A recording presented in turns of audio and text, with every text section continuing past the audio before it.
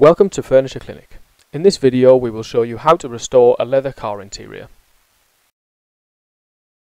To demonstrate the restoration process, we will be using this car seat, which as can be seen has suffered some light wear and colour loss.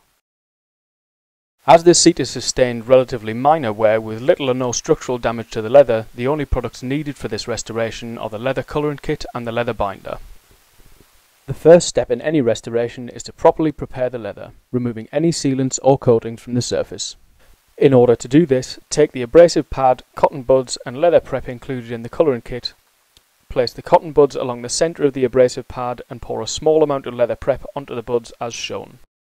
Use this to apply the prep to the entire surface of the leather being restored, rubbing with the pad to remove as much of the finish as possible from the leather.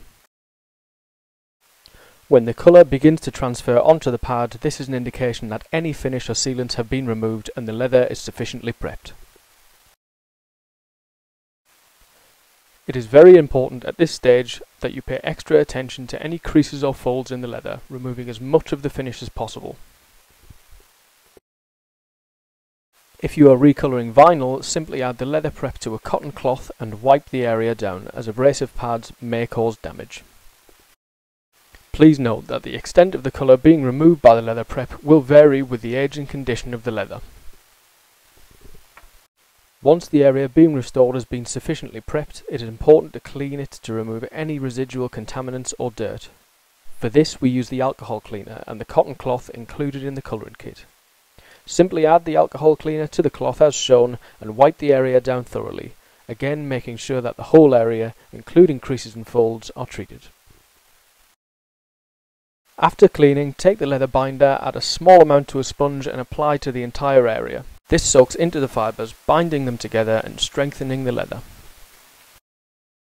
You will need to apply approximately 3 to 5 coats of this, leaving sufficient time for the previous coat to dry before applying the next, and always making sure that where there is a build-up of binder in areas such as stitching or deep crevices, that these are wiped away before they have time to dry.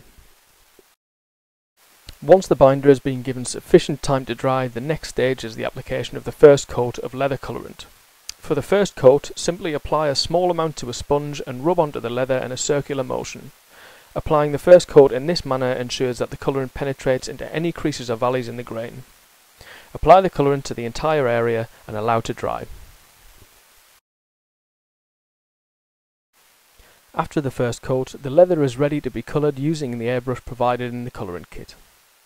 Hard to reach areas such as stitching should be coloured first to ensure they are adequately covered. To do this, use one hand to expose these areas and apply a thin coat as shown, using just enough colourant to cover the area without leaving a build-up. When you are satisfied that all of these areas are done, use the airbrush to apply the colourant to the rest of the leather surface. It is important that time is taken over this stage, building up the colourant layer in a series of thin coats, allowing each coat to dry before applying the next. This will create a more professional end result, preserving the look and feel of the leather and giving a nice even finish. Altering the direction you spray from with each coat will also aid this. There are no hard and fast rules on how many coats are required.